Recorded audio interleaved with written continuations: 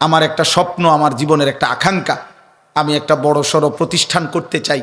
শায়েখেরে দেখাইছি বারবার।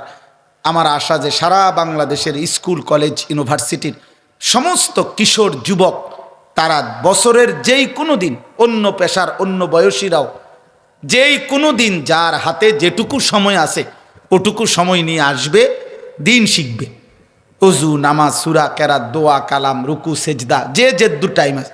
3 ঘন্টা হইলে 3 ঘন্টা, 3 দিন হইলে 3 দিন, 1 দিন হইলে 1 দিন, 1 মাস হইলে 1 মাস। আলাদা শিক্ষক, ওস্তাদ, কর্মচারী, স্টাফ রাখতে চাচ্ছে।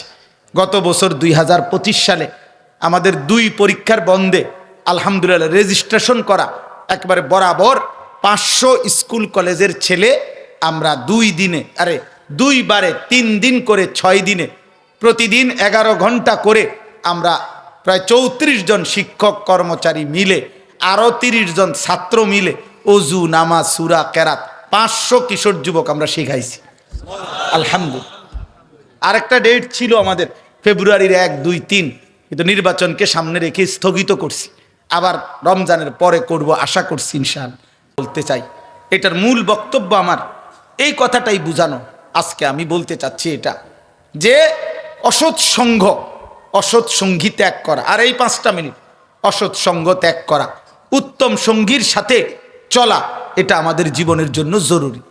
প্রত্যেকটা ব্যক্তি এখানে যারা জোয়ান, বুড়া, কিশোর, যুবক ভাই, কিয়ামতের দিন যে যেই কারণে পাপ করছো, মোবাইলকে সঙ্গী বানাইয়া অথবা সহপাঠী, সমবয়সী, সহকর্মী, যাকে সঙ্গী বানাইয়া তুমি গুনাহ করছিলা, মদ খাইছো, জুয়া খেলছো, নারী দেখছো, ছবি দেখছো, সুদ খাইছো, কিস্তি নিছো, হারাম, যত রকমের পাপ, কুফর, শিরিক, আল্লাহর কসম আল্লাহ এই আয়াতগুলোতে এই কথাটাই বলছে যে সেদিন কিয়ামতের দিন প্রত্যেক পাপী যে যার কারণে পাপ করছে ওই তার কথা স্মরণ করবে এবং আল্লাহ তাআলা ডাক দিবে।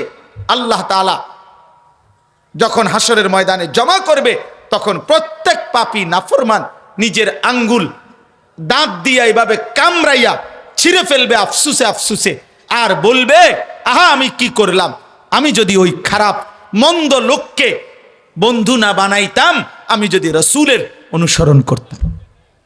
এই জন্য এই কথাটাই দেখেন, শুনেন, শুধু এতটুকুই কথা বলছি আমি।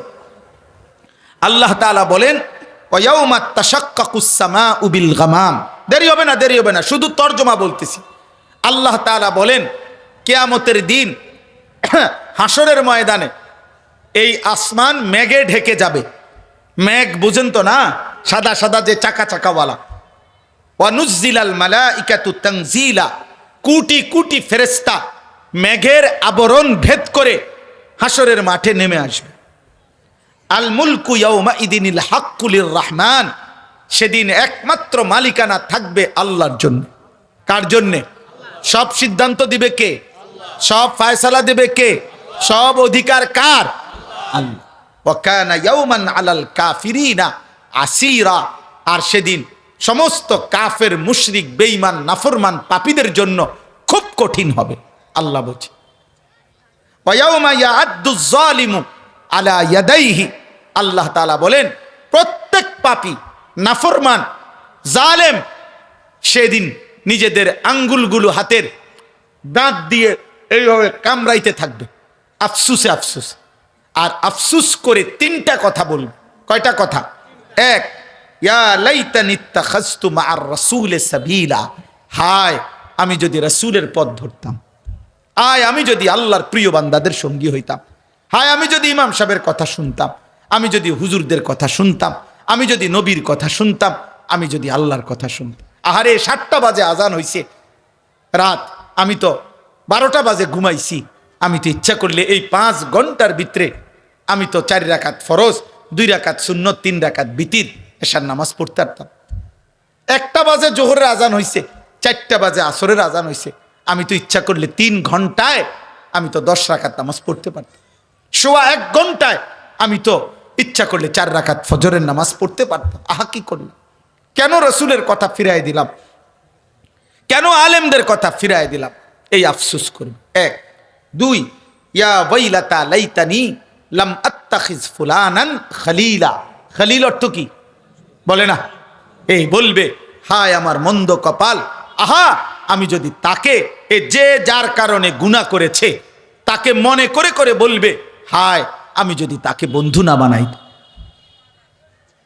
বন্ধু না বানাইতাম, আহা কি করলাম। 3 নাম্বার, লাকাদ আদাল্লানি আনি যিকরি বাদা ইয জাআনি, এই কথাটা গুরুত্বপূর্ণ। 3 নম্বরে সেই নাফরমান পাপী আফসোস করবে আর বলবে আহা আমার কাছে তো হেদায়েতের উপকরণ এসেছিল, আমাগো গ্রামে প্রতিদিন তো আজান হইতো, আমাগো ঘরে আল্লাহর কোরআন ছিল, আমার মা চাচিরা নামাজ পড়তো, আমাগো বাড়িতে দাড়ি টুপিওয়ালা দাদা নানারা ছিল, আমাগো এলাকায় হাফেজে কোরআন ছিল, আমাগো এলাকায় মাদ্রাসা ছিল, প্রতি ওয়াক্ত আজান হইতো, আমি তো কত ওয়াজে শুনছি, আলেমরা চিৎকার করছে, আমাগো ইমাম সাহেব কত বলছে, তাহলে আমার কাছে তো আল্লাহর কথা পৌঁছেছিল, কিন্তু বন্ধু নামের, সঙ্গী নামের ওই অসৎ লোক আমাকে পথভ্রষ্ট করে দিল, পথভ্রষ্ট করে। ওই দেখেন ওই ওরা দুজন কি করে, এই যে এই চাচার সামনের 2 জন বেয়াদব, এই 2 বেয়াদব রাত 12:30 বাজে এতক্ষণ পর্যন্ত বলার পরেও তাদের কলিজা কিছু করা গেল না। আরে বদনসিব রে, আহা দুর্ভাগ্য রে। হাসো হাসো, প্রতিবন্ধীরা হাসে, এটা নিয়ম বাবা, হাসো, দাঁড়াইয়া হাসলে আরো ভালো, সবাই দেখলো। আমি শক্ত মানুষ, আমার কথা আমি ছেড়ে দিতে রাজি না, আমার সন্তান ফিরতে হবে। আমি একটা ছেলেকে কসম আল্লাহর আমি মনে করি ও আমার সন্তান, আমি চাই সে আমার সন্তান ফিরতে হবে, ফিরতে হবে। আমি তো কোনোভাবে, আমি কোনো প্রার্থী না, আমার কোনো মার্কা নাই, আমি কোনো নির্বাচন করছি না, অতএব আমি শুধু জনসমর্থন দিয়ে কি করব? আমার আখিরাত দরকার, আমার নেকি দরকার। ওয়াকানা শাইতানু লিল ইনসানি খাজুলা, আল্লাহ তাআলা বলেন আর শয়তান ইবলিস প্রত্যেকটি মানুষকে গুনাহে লিপ্ত করে সরে যায়। কি করে সরে যায়? এই 1 মিনিট কথাটা শেষ করছি। অর্থ হইল প্রত্যেক ব্যক্তি যখন পাপ করে, এই পাপের আগ মুহূর্ত পর্যন্ত শয়তান প্ররোচনা দেয়, মানে ওয়াসওয়াসা দেয়, কর কর কর, দেখ দেখ নারী দেখ, ছবি দেখ, সুদ খা, ঘুষ খা, মার, কোপা, খুন কর, সন্ত্রাসী কর, চাঁদাবাজি কর, রাহাজানি কর, ভোগ কর দুনিয়া, এ বলতে বলতে বলতে বলতে বলতে যখনই কোরআন শরীফের সূরা হাশরের মধ্যে আছে, যখনই বান্দা পাপ করতে শুরু করে তৎক্ষণাৎ এই চুরি যখন শুরু করে, জিনা যখন শুরু করে, মদ খাওয়া যখন শুরু করে, উলঙ্গ ছবি দেখা যখন শুরু করে, সুদের টাকা নেওয়া যখন গ্রহণ করে, খুন যখন করতে থাকে, মিথ্যা যখন বলতে থাকে, শিরিক যখন করতে থাকে, মূর্তির পূজা যখন করতে থাকে, নারী যখন বেপর্দা চলতে থাকে, আল্লাহর কসম, আল্লাহর কসম, কোরআন শরীফে আল্লাহ বলছে শয়তান তৎক্ষণাৎ তার থেকে সরে যায়। ফালাম্মা কাফারা ক্বালা ইন্নী বারীউম মিনকা ইন্নী আখাফুল্লাহ রাব্বাল আলামিন, শয়তান তখন বলে যে শোন, আমি জানি গুনার মুহূর্তে যে কোনো সময় আল্লাহর আযাব আসতে পারে, আর আল্লাহর আযাব আসলে আমিও যদি তোর সাথে থাকি তাহলে আল্লাহর আযাবে আমারও ধ্বংস হয়ে যাবে, এই জন্য আমি তোর থেকে মুক্ত, আমি আল্লাহরে ভয় করি, আমি দূরে আসি, তুই কর। কি ভয়ানক এই কথাটা! আল্লাহ এখানে কোরআন শরীফ আছে সূরা আনফালের মধ্যে, বদরের যুদ্ধের দিন ইবলিস মক্কার কাফেরদের সাথে বলছিল ওয়া ইন্নী জারুন লাকুম, আমি তোমাদের লগে আছি। একটা মানুষের আকৃতি ধইরা ইবলিস আসছিল, আয়েশা বলছিল তোমরা কোনো ঘাবড়াইবা না, মুসলমানদের বিরুদ্ধে যুদ্ধ করো, ওদের কাছে তরবারি আছে মাত্র 8টা, ঘোড়া আছে 2টা, আর কিচ্ছু নাই, তোমরা যুদ্ধ শুরু করলেই ওরা হাইরা যাবে। যখনই যুদ্ধ শুরু হয়েছে আর আসমান থেকে ফেরেশতা নামা শুরু হয়েছে, ইবলিস নাই। কোরআন শরীফ আছে ফালাম্মা তারাআতিল ফিআতান নাকাসা আলা আকিবাই, শয়তান সরে গেছে, সরিয়া বলতেছে ইন্নী বারীউম মিনকুম, আমি তোমাদের থেকে মুক্ত। সবাই খুঁজতেছে যে দেখো, ওই যে একটু আগে যে কইলাম আমরা লগে থাকবে, হে কয় নাই, আমি নাই, বাটফারে কয় নাই। তখন সে বলতেছে ইন্নী আখাফুল্লাহ ইন্নী আরা মা লা তারাউনা, আমি দেখতেছি, তোমরা দেখতেছ না, আমি দেখতেছি ফেরেশতা হাজারে হাজারে নামতেছে। এই শয়তান সরে গেছে। সে কয় ইন্নী আখাফুল্লাহ, আমি আল্লাহরে ভয় করি। তো বাটফার, তুই এটা আগে কবি না?